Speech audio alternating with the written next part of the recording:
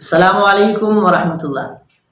سامعین، ہم نے پچھلی ویڈیو میں فرض نماز اکیلے میں پڑھنے کا طریقہ سیکھا۔ اب ہم فرض کی نماز امام صاحب کے پیچھے پڑھنے کا طریقہ سیکھیں گے۔ امام صاحب کے پیچھے ہمیں فرض کی نماز کس طرح سے ادا کرنی ہے، اس کا طریقہ آج سیکھتے ہیں۔ ہم میں سے بہت سارے یہ غلطیاں کر جاتے ہیں کہ امام صاحب کے پیچھے ہم سب کچھ پڑھ رہے ہوتے ہیں، جبکہ ہمیں بہت کچھ نہیں پڑھنا ہے، تھوڑا پڑھنا ہے۔ وہ کیا ہے؟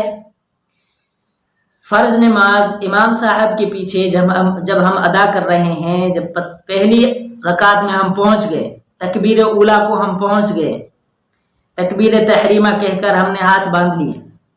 اب صرف اور صرف ہمیں کیا کرنا ہے؟ صرف اور صرف ہمیں ثنا پڑھنی ہے۔ اس کے بعد امام صاحب سورہ فاتحہ بھی خود پڑھیں گے، اس کے ساتھ آیاتیں یا پھر کوئی سورت خود ملائیں گے۔ ہاں، البتہ رکوع اور سجدے کی تسبیحات ہمیں پڑھنی ہے۔ یہ ہماری ایک رکعت مکمل ہو گئی۔ دوسری رکعت میں امام صاحب جب اٹھیں گے تو امام صاحب خود ثنا نہیں پڑھیں گے پہلی رکعت میں۔ اب یہ دوسری رکعت میں امام صاحب ثنا نہیں پڑھیں گے، بلکہ وہ سورہ فاتحہ پڑھیں گے اور اس کے ساتھ کوئی سورت یا کچھ آیتیں ملا لیں گے، اور پھر رکوع اور سجدے کی تسبیحات پڑھ کر مقتدی کو، ہم نماز پیچھے امام کے پڑھ رہے ہیں، ہمیں کچھ نہیں پڑھنا، صرف پہلی رکعت میں ہمیں ثنا پڑھنی ہے، اس کے بعد کچھ بھی نہیں پڑھنا، رکوع اور سجدے کی تسبیحات پڑھنی ہے، باقی الحمد شریف اس کے ساتھ سورت کچھ بھی نہیں پڑھنا۔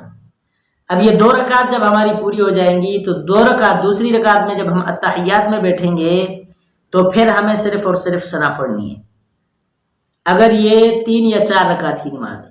اگر 2 رکعت کی نماز ہے تو پھر ہم اتحیات پڑھیں گے، اتحیات کے بعد درود شریف پڑھیں گے، درود شریف کے بعد ہم دعا جو بھی ہمیں یاد ہو وہ پڑھیں گے، لیکن بہتر دعا وہ کتابوں کے اندر، چھوٹی کتابیں ہیں ان کے اندر، نماز کی کتابیں ان کے اندر ہیں، وہ پڑھ لیں تو بہتر ہے۔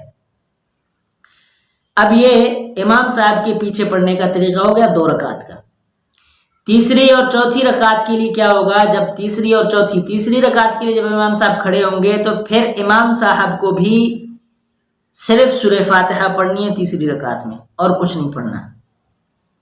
رکوع سجدے کرنے ہیں 3 رکعتوں کے بعد۔ چوتھی رکعت میں بھی صرف اور صرف امام صاحب کو سورہ فاتحہ پڑھنی ہے، اس کے ساتھ اور کچھ نہیں پڑھنا۔ پھر جب ہم آخری اتحیات میں بیٹھیں گے، جو ہمارے سلام پھیرنے کے لیے، یعنی اتحیات پڑھ کر ہم سلام پھیریں گے، اس اتحیات میں جب ہم بیٹھیں گے تو پھر اس میں ہمیں اتحیات پوری پڑھنی ہے، اس کے ساتھ درود شریف پڑھنے ہیں، اور اس کے ساتھ پھر ہمیں دعا ملانی ہے۔ اب یہ ہماری نماز ہو گئی امام صاحب کے پیچھے۔ دوبارہ عرض کر دوں کہ امام صاحب کے پیچھے جب ہم نماز ادا کریں گے تو پہلی رکعت میں ہمیں صرف اور صرف ثنا پڑھنی ہے، اس کے بعد رکوع اور سجدے کی تسبیحات پڑھنی ہے، اور پھر اتحیات پہلی رکعت میں صرف تشہد پڑھنی ہے، اور یعنی پہلی تشہد میں، اور آخری تشہد میں ہمیں تشہد، اس کے ساتھ درود شریف، اس کے ساتھ ہمیں ایک دعا ملانی ہے۔ یہ مقتدی کا کام ہے۔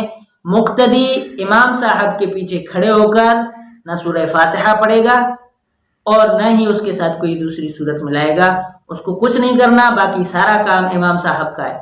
اور اگر امام صاحب کے پیچھے غلطی ہو گئی، یعنی امام صاحب کے پیچھے ہم نماز پڑھ رہے ہیں، ہم میں سے کسی مقتدی کی غلطی ہو گئی، نماز کے اندر بھول چک ہو گئی، اس کا سجدہ سہو نہیں ہے۔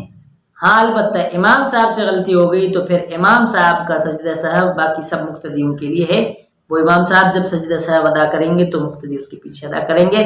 آج کے لیے اتنا، انشاءاللہ ہمیں سمجھ میں بات آ گئی ہوگی، اور ہم کوشش کریں اپنی نماز اچھی طرح ادا کرنے کی، اور اچھی نماز پھر ثواب بھی اچھا ملے گا، اور آخرت میں اس کا اجر بھی اچھا ملے گا۔ السلام علیکم ورحمۃ اللہ وبرکاتہ۔